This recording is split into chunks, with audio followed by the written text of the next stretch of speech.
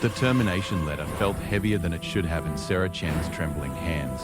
After 12 years of dedicated service at Metropolitan General Hospital, 3 sentences on corporate letterhead had reduced her career to nothing more than a liability assessment. Due to budget constraints and operational restructuring, your position has been eliminated, effective immediately. The words blurred as tears she refused to shed gathered in her eyes. The hospital's fluorescent lights cast harsh shadows across the empty break room where she sat alone, the familiar sounds of medical equipment and hurried footsteps echoing from the corridors beyond. This place had been her second home. These people, her extended family. She had saved lives here, comforted the dying, celebrated births, and mourned losses alongside colleagues who now avoided eye contact as she cleaned out her locker. But Sarah Chen was not built for surrender. The drive home through the city's congested streets gave her time to think, to process the shock, and to feel the first stirrings of something deeper than anger. It was determination, a cold, focused resolve that had carried her through nursing school while working 3 jobs, through the exhaustion of double shifts during the pandemic, through personal losses that would have broken lesser souls. She had always been the one others turned to in crisis, the steady hand in chaos, the voice of calm in the storm. Today she would be that person for herself. Her modest apartment felt different now, no longer a refuge but a launching pad. Sarah sat at her kitchen table, laptop open, and began to research. If traditional healthcare wouldn't have her, she would find another path. The universe, she had learned through years of watching patients fight impossible battles, had a way of rewarding those who refused to stay down. The first lead came from an unlikely source, a deep space medical journal she had subscribed to out of curiosity about off-world healthcare developments. An article about the Galactic Medical Exchange program caught her attention. It was a relatively new initiative designed to facilitate the sharing of medical knowledge and personnel between Earth and the growing number of human colonies scattered across the galaxy. More intriguingly, it mentioned opportunities for experienced medical professionals to serve aboard long-range exploration vessels and luxury civilian ships operating in the outer systems. Sarah's fingers flew across the keyboard as she delved deeper into this new frontier. The requirements were stringent: advanced certifications, psychological evaluations, adaptability assessments, and a willingness to commit to extended tours of duty in the depths of space. But for every challenge listed, Sarah could match it with her qualifications and experience.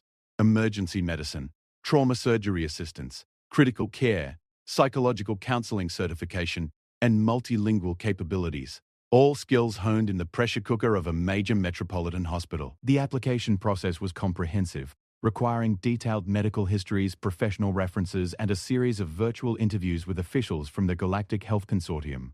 Sarah approached each step with the methodical precision that had made her such an effective nurse. She studied xenobiology texts, practiced zero-gravity medical procedures in simulation programs, and even took courses in stellar navigation and basic engineering, anything that might give her an edge over other candidates.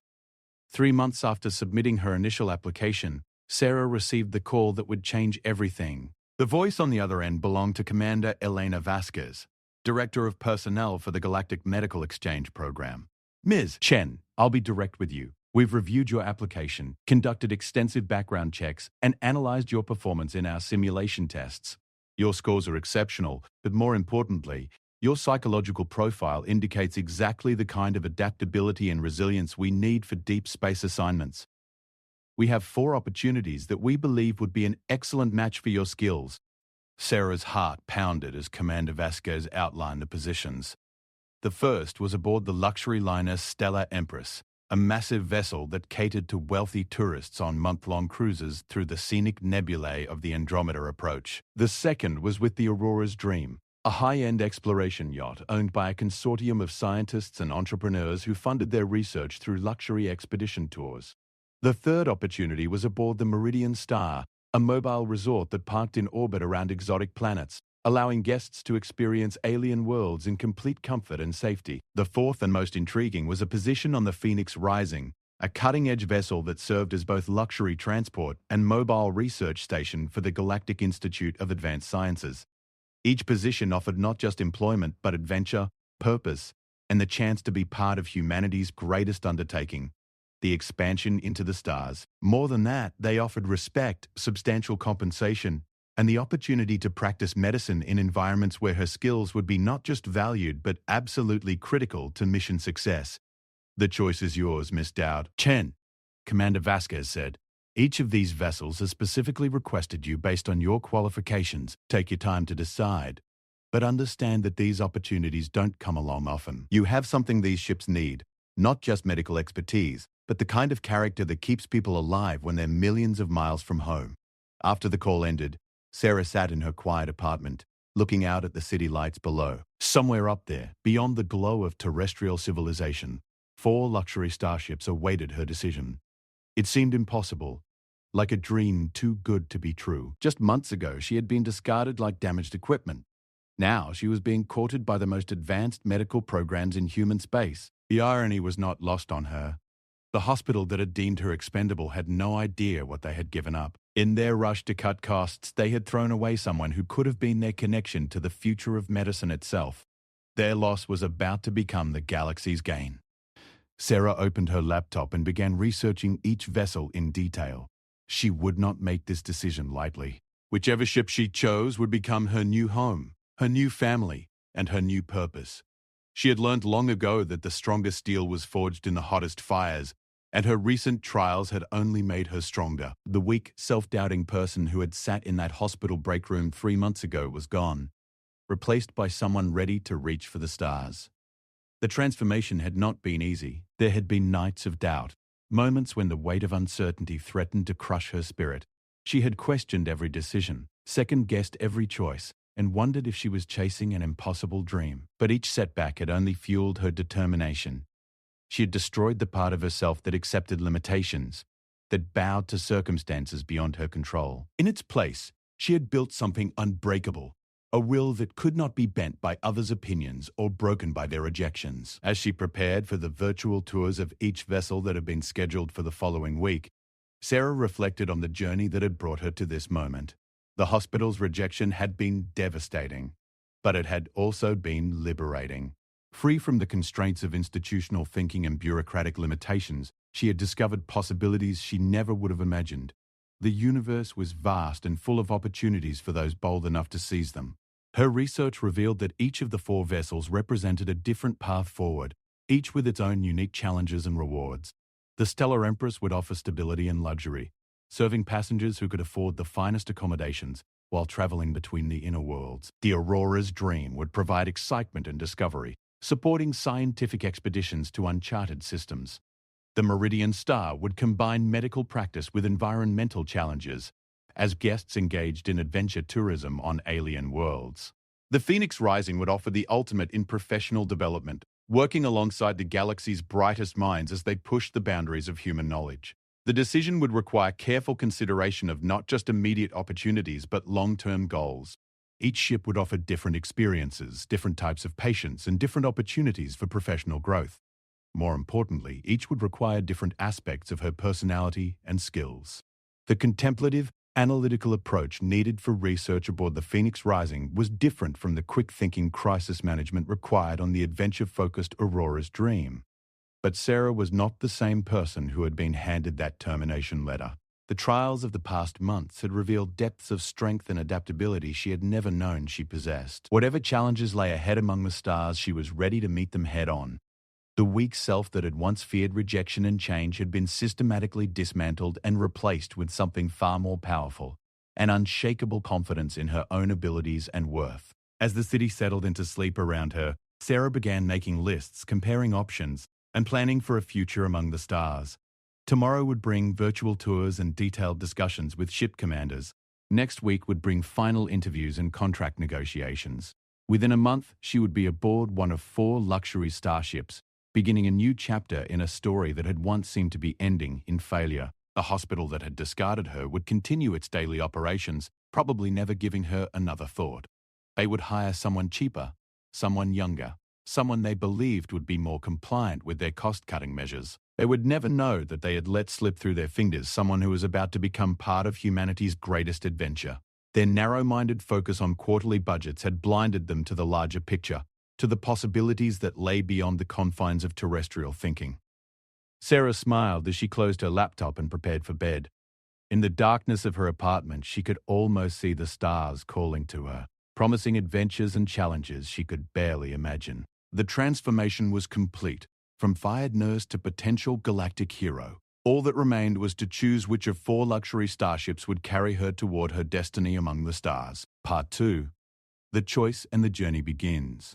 The virtual tours were unlike anything Sarah had ever experienced. Advanced holographic technology allowed her to walk through each vessel as if she were physically present, examining medical facilities, meeting key personnel, and getting a genuine feel for the unique culture and mission of each ship.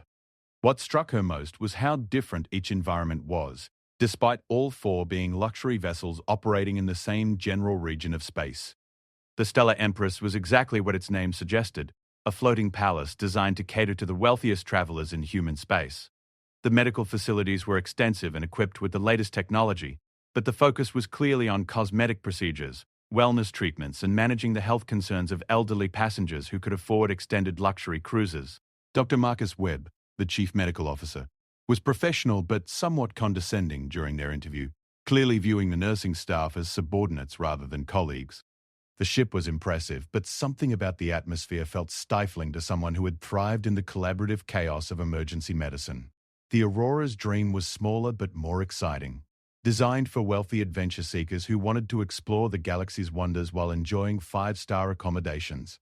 Captain Rosa Martinez was a former military officer whose enthusiasm for exploration was infectious.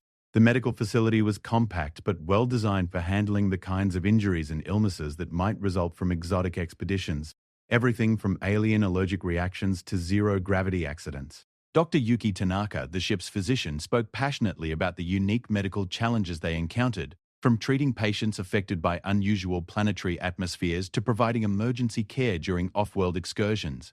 The work would be varied and challenging, but the ship's small size meant limited opportunities for professional development. The Meridian Star was perhaps the most luxurious of all, a massive vessel designed to orbit scenic planets while guests enjoyed resort-style amenities and carefully managed adventure tourism. The medical facilities rivaled those of major hospitals, equipped to handle everything from routine wellness checks to major trauma surgery. Chief Medical Officer Dr. Amanda Foster was clearly brilliant, but her rigid adherence to protocols and procedures suggested an environment where innovation might be discouraged. The ship's size and resources were impressive, but the focus on managing wealthy tourists' health concerns felt too similar to the bureaucratic limitations she had left behind on Earth. It was the Phoenix Rising that captured Sarah's imagination completely. Captain James Harrison was unlike the other ship commanders she had met, a former research scientist turned explorer who spoke about their mission with the kind of passion usually reserved for religious experiences. The vessel itself was a marvel of engineering, designed to serve simultaneously as luxury transport, mobile research station, and deep space exploration platform. The medical facilities were not just extensive but experimental, incorporating technologies that were still theoretical on Earth. Lisa Park, the chief medical officer, was a legend in space medicine who had literally written the textbooks on treating conditions that existed nowhere else in human space. During their interview, she spoke as an equal, asking Sarah's opinions on theoretical scenarios and listening carefully to her responses. The nursing staff aboard the Phoenix Rising were not merely assistants but integral members of research teams that were pushing the boundaries of medical science. "We don't just treat patients here," Dr. Park explained during the virtual tour. "We're pioneering new approaches to medicine that will benefit all of humanity. Every patient we see, every condition we treat, every procedure we perform has the potential to advance medical knowledge in ways that could save lives throughout human space. But more than that, we're creating a new model for how healthcare can function in the deep space environment." The Phoenix Rising carried passengers, but they were not typical tourists. Scientists, researchers, entrepreneurs, and visionaries who needed transport to the outer systems while continuing their own work. The medical staff didn't just maintain their health, they collaborated with them, learned from them, and contributed to research projects that spanned multiple disciplines. It was exactly the kind of environment where Sarah's experience, adaptability, and innovative thinking would be not just valued, but essential. The decision became clear during her final interview with Captain Harrison. Unlike the other commanders who had focused primarily on her qualifications and experience, he asked about her motivations, her goals, and her vision for what space medicine could become. "The galaxy is vast," he said, "and we're just beginning to understand what it means to be human in that vastness. Medicine in space isn't just about treating injuries and illnesses, it's about helping our species adapt to environments we were never designed for. We need people who can think beyond traditional approaches, who can innovate under pressure, who can see possibilities where others see only problems. Your background suggests you might be exactly what we're looking for. Sarah's response came from a place of absolute certainty. Captain, I've spent my career being told what medicine is supposed to look like, what roles nurses are supposed to fill, what possibilities are realistic to pursue.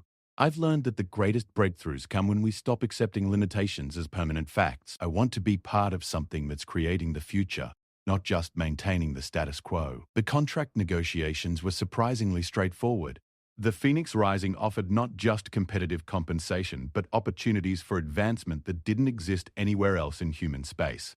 The ship's unique mission meant that medical staff could pursue research interests, publish papers, and even patent innovations developed during their service. More importantly, they would be working alongside some of the most brilliant minds in human civilization, collaborating on projects that could reshape understanding of medicine, biology, and human potential itself. 3 weeks later, Sarah stood in the departure lounge at Lunar City Spaceport, looking out at the sleek vessel that would be her new home. The Phoenix Rising was beautiful in the way that only truly advanced technology could be. Every line purposeful, every surface designed for both function and elegance.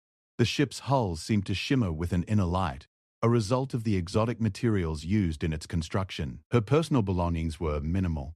A few cherished items, professional equipment, and the extensive medical texts she had collected over the years. Everything else had been left behind on Earth, along with the person she had been. The Sarah Chen boarding this vessel was someone new, someone forged in the fires of rejection and hardship into something stronger than she had ever been before.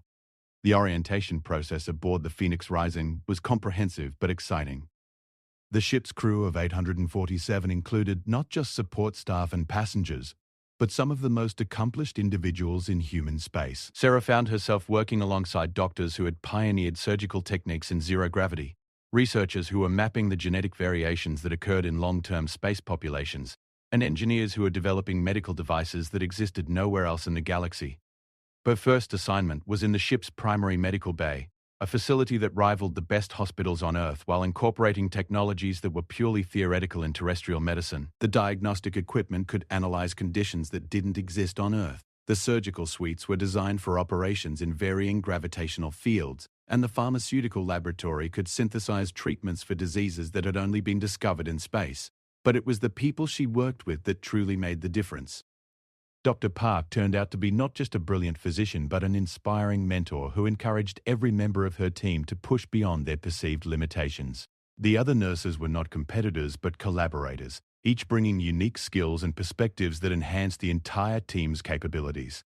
The ship's passengers were not difficult patients to be managed but fascinating individuals whose diverse experiences and expertise enriched every interaction.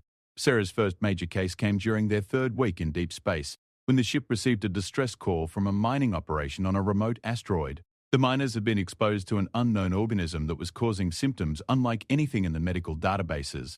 The conventional approach would have been to quarantine the affected individuals and transport them to a major medical facility for treatment. Instead, Dr. Park assembled a research team that included Sarah and 3 other medical staff members. They would travel to the mining station, study the organism in its natural environment, and develop treatment protocols that could be used for similar exposures in the future. It was exactly the kind of innovative, collaborative approach that made space medicine different from its terrestrial counterpart. The mission was Sarah's first real test in her new role, and she approached it with the same methodical determination that had carried her through every previous challenge. She studied everything available about the mining operation, researched similar organisms found in space environments, and prepared equipment packages for multiple contingencies. But more importantly, she felt the confidence that came from knowing she was finally where she belonged. The mining station was a harsh, utilitarian environment carved out of solid rock and surrounded by the infinite darkness of space. The affected miners were scared, sick, and desperate for help. The conventional medical response would have been to follow established protocols, administer standard treatments, and hope for the best. But Sarah and her team were not constrained by conventional thinking. Working in the station's makeshift medical facility, they collected samples, ran analyses, and collaborated in real time with researchers aboard the Phoenix Rising. The organism turned out to be a previously unknown form of extremophile bacteria that had adapted to the unique conditions inside the asteroid. Rather than simply treating the symptoms, they developed a comprehensive understanding of how the organism interacted with human physiology and created targeted treatments that not only cured the affected miners but provided immunity against future exposure. The mission was a complete success, but more than that, it demonstrated the potential of the approach they were pioneering. By combining advanced medical technology with innovative thinking and collaborative expertise, they had solved a problem that would have stumped conventional medicine. The protocols they developed were immediately added to the Galactic Medical Database, potentially saving lives throughout human space. As they returned to the Phoenix Rising, Sarah reflected on how completely her life had changed. 6 months ago, she had been a discarded employee, considered expendable by people who couldn't see beyond quarterly budget reports. Now she was part of a team that was literally rewriting the rules of space medicine, contributing to humanity's expansion into the galaxy in ways that would have lasting impact. The transformation was complete, but it was also just the beginning. The galaxy was vast and full of challenges that would require everything she had learned and more. But Sarah was no longer the person who had trembled while reading a termination letter. She had destroyed that weak, uncertain version of herself and built something unbreakable in its place. Whatever challenges lay ahead among the stars, she was ready to meet them with the confidence that came from knowing exactly who she was and what she was capable of achieving. The Phoenix Rising continued its journey deeper into unexplored space, carrying Sarah toward adventures and opportunities she could barely imagine. But she was no longer just along for the ride. She was helping to shape humanity's future among the stars, one patient at a time, one breakthrough at a time, one impossible dream made reality at a time. Part 3. The hero emerges 9 months aboard the Phoenix Rising had transformed Sarah Chen from a skilled but conventional nurse into something entirely new, a pioneer in the truest sense of the word. The ship's mission had taken them to the edge of known space, where they encountered challenges that existed nowhere in medical textbooks and situations that required unprecedented innovation. The call that would define her legacy came during what should have been a routine survey mission. The Phoenix Rising had been conducting detailed scans of an uncharted system when they detected signs of an advanced civilization on the 4th planet. First contact protocols were initiated immediately, but what they discovered was far from the diplomatic opportunity everyone had hoped for. The planet's inhabitants were indeed advanced, but they were dying. A plague of unknown origin was sweeping through their population, and their medical technology, while impressive, was incompatible with the biological mechanisms of the disease. Worse, the plague was beginning to affect the human crew members who had made initial contact, suggesting it could spread rapidly throughout human space if not contained. Captain Harrison assembled his senior staff for an emergency briefing. The situation was unprecedented, a potential galactic pandemic that threatened not just the alien civilization they had discovered, but potentially all human colonies if it spread. The conventional response would be immediate quarantine and retreat, abandoning the dying aliens to their fate while protecting human populations. Dr. Park had a different proposal. We have an opportunity here to do something that has never been done before. Conduct collaborative xenobiology and medicine on a scale that could save both species, but it will require taking risks that go far beyond normal medical practice. We'll be working with alien physicians using unfamiliar technologies to combat a disease we don't understand, all while potentially exposing ourselves to infection. Sarah spoke up before she could second-guess herself. Park, I'd like to volunteer for the contact team. I've been studying the preliminary data, and I think I see patterns in the disease progression that might be related to research we conducted on bacterial adaptation in extreme environments. If I'm right, some of the protocols we developed might be applicable here. The room fell silent. Volunteering for a mission with such extreme risks went beyond normal duty requirements. But Sarah felt the same certainty she had experienced when choosing the Phoenix Rising over safer alternatives. This was why she was here, not to practice conventional medicine in a comfortable environment, but to push the boundaries of what was possible when human potential was fully unleashed. Captain Harrison studied her carefully. Sarah, I want to be absolutely clear about what you're volunteering for. This isn't just dangerous, it's potentially catastrophic. If you're wrong about the disease mechanisms, if the treatments don't work, if the alien medical technology proves incompatible with our physiology, you could die. Worse, you could become a vector for spreading the disease throughout human space. Sarah's response came from the deepest part of her conviction. Captain, 6 months ago I was told I was expendable, that my skills and experience weren't valuable enough to justify my continued employment.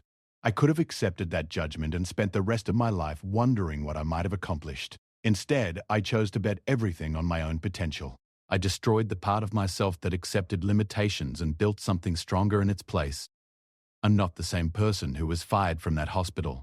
I'm someone who has chosen to reach for impossible goals and made them reality. This is just another impossible goal. The mission planning took 3 days.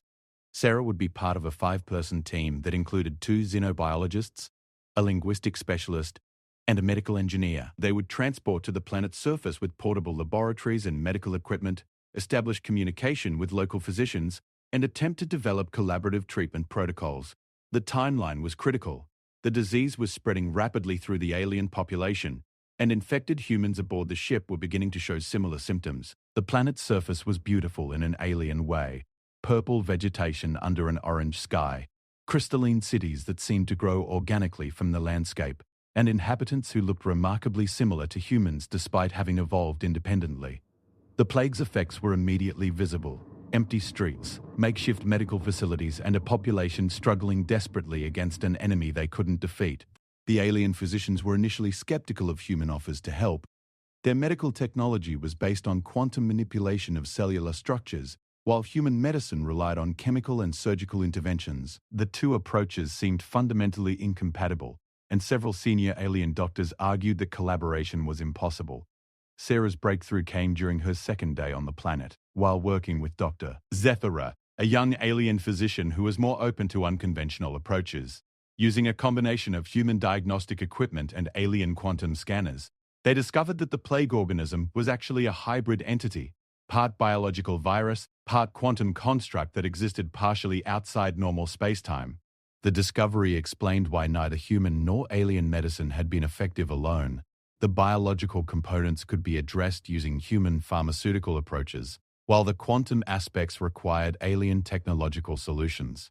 But treating both simultaneously required unprecedented collaboration between 2 completely different medical philosophies. Working 18-hour days, Sarah and Dr. Zethara developed a treatment protocol that combined human antiviral drugs with alien quantum field manipulation. The first test subjects were volunteers from both species who were in the final stages of the disease. If the treatment failed, they would die regardless. The results exceeded every expectation. Not only did the combined treatment cure the disease, but it seemed to provide immunity against future infection. More remarkably, the collaboration itself proved that human and alien medical knowledge could be integrated in ways that enhanced both approaches. The quantum diagnostic techniques allowed for earlier disease detection, while human surgical procedures could address complications that alien medicine couldn't handle effectively. The success of the treatment was just the beginning. Word of the breakthrough spread rapidly through both human and alien communication networks. Within weeks, the Phoenix Rising was hosting delegations from multiple species, all interested in establishing similar collaborative medical programs. Sarah found herself at the center of discussions that would reshape medicine throughout the known galaxy. But the most profound change was in Sarah herself. The successful mission had confirmed what she had begun to suspect during her months aboard the Phoenix Rising. She was not just adapting to space medicine, but pioneering entirely new approaches that could benefit all sentient life. The combination of her earthbound medical experience, space-adapted innovations, and willingness to embrace radical collaboration had created something that existed nowhere else in the galaxy. Dr. Park recommended Sarah for immediate promotion to Senior Medical Research Specialist, a position that would allow her to lead her own research teams and pursue projects at the cutting edge of galactic medicine. Captain Harrison went further, suggesting she consider applying for command training that would prepare her for leading her own medical missions aboard future vessels. The recognition was gratifying, but what mattered more to Sarah was the knowledge that she had found her true calling. The path from fired nurse to galactic medical pioneer had been neither straight nor easy, but each challenge had revealed new capabilities she hadn't known she possessed. The termination letter that had seemed like the end of everything had actually been the beginning of a journey that led to achievements she could never have imagined. 3 months later, Sarah stood on the bridge of the Phoenix Rising as they approached Earth orbit. She was returning home for the first time since joining the ship, but not as the person who had left. The scared, uncertain woman who had cleaned out her hospital locker was gone. replaced by someone who had helped save two entire species and pioneered new approaches to medicine that would benefit the entire galaxy. The irony was complete when she received a message from Metropolitan General Hospital, inviting her to speak at their annual medical conference about advances in space medicine. The same administrators who had deemed her expendable now wanted to benefit from her expertise and reputation. Sarah accepted the invitation, but not out of spite or a desire for vindication. She had moved beyond those petty concerns to something far more meaningful. Her presentation to the hospital staff was standing room only, with physicians and nurses eager to hear about the possibilities that existed beyond Earth's atmosphere. Sarah spoke about the collaborative breakthroughs they had achieved, the technologies they had developed, and the opportunities that awaited those brave enough to reach for the stars. But her most important message was about the transformation that was possible when someone refused to accept limitations as permanent facts. A year ago, she told the assembled medical professionals, I sat in a break room in this hospital reading a termination letter that told me I was expendable. I could have accepted that judgment and allowed it to define my future. Instead, I chose to destroy the version of myself that accepted other people's assessments of my worth and build something stronger in its place. Today, I'm here not to gloat about success, but to tell you that the same transformation is available to every one of you. The galaxy is vast and full of opportunities for those willing to bet everything on their own potential. The response was overwhelming. Dozens of medical professionals approached her afterward, eager to learn about opportunities in space medicine. Several nurses from her old unit told her they had been inspired to pursue advanced certifications that would qualify them for off-world positions. The hospital administrator who had signed her termination letter was notably absent from the event. Sarah returned to the Phoenix Rising with a new sense of purpose. Her personal transformation was complete, but her larger mission was just beginning. The collaborative medical protocols she had helped develop were being implemented throughout human space and beyond. The xenobiological research she had pioneered was opening new frontiers in understanding life itself. The leadership skills she had discovered were being recognized with offers to command her own medical research vessel. But most importantly, she had become living proof of a fundamental truth, that those who destroy their weak selves can never be destroyed by others. The limitations that others had tried to impose on her had become stepping stones to achievements that seemed impossible from any conventional perspective. The rejection that had seemed devastating had actually freed her to pursue possibilities she never would have considered while trapped in traditional thinking. As the Phoenix Rising departed Earth orbit for its next mission to the unexplored regions beyond the galactic rim, Sarah stood at the observation deck looking back at the blue world where her journey had begun. Somewhere down there, nurses and doctors were still working within the constraints of terrestrial medicine, never imagining the wonders that awaited among the stars. Some of them would eventually make the leap, inspired by her example, to reach beyond their perceived limitations. The galaxy stretched endlessly before them, full of mysteries to be solved, diseases to be cured, and species to be saved. Sarah Chen, formerly a fired nurse, now a galactic hero, was ready to meet whatever challenges awaited.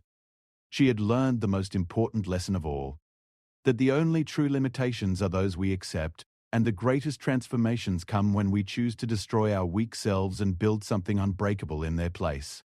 The stars called, and she was ready to answer with everything she had become and everything she was still capable of becoming. The journey from fired nurse to galactic hero was complete, but the larger adventure of reshaping medicine throughout the known universe was just beginning. In the end, the hospital's loss had become the galaxy's gain, and Sarah's personal transformation had become a beacon of hope for anyone brave enough to bet everything on their own unlimited potential. The Phoenix Rising accelerated toward the edge of known space, carrying Sarah Chen toward her next impossible dream, her next breakthrough, her next opportunity to prove that those who refuse to accept limitations can achieve things that seem impossible to everyone else. Behind her lay the ashes of her former self. Ahead lay infinite possibilities among the stars.